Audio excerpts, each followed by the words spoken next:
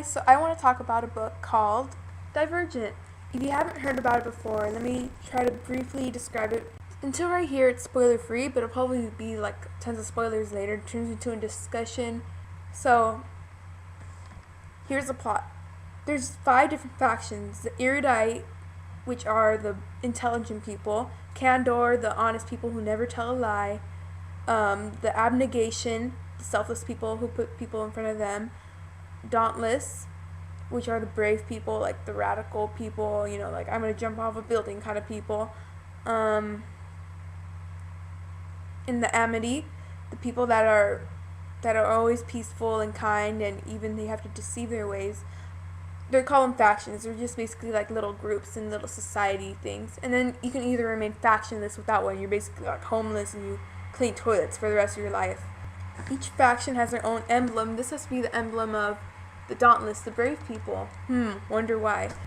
So it takes place in like futuristic Chicago, and in the factions you have to act like it. Like you have to, the selfless, the abnegation, which is where Tris, the main character girl, Beatrice, whatever, she starts off in.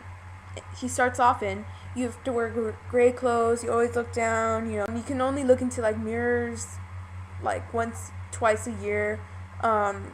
Can't eat hamburgers because it's called self-indulgent. So they're really, it's really strict, I guess you could say. So a lot of districts are really like angry at the abnegation.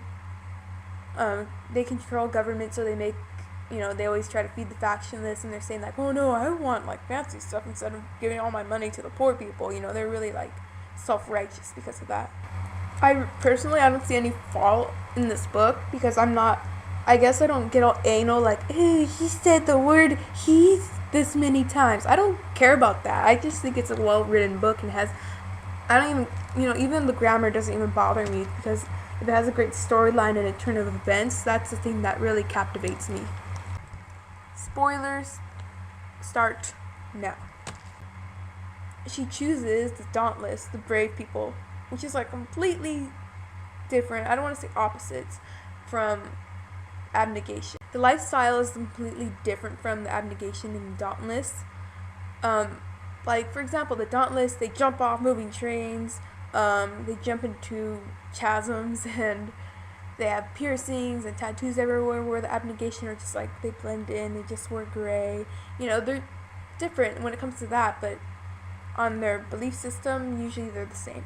So Tris, she goes through training. She's smaller, so she has to, prove herself to everyone, and plus she has to prove herself because she's abnegation.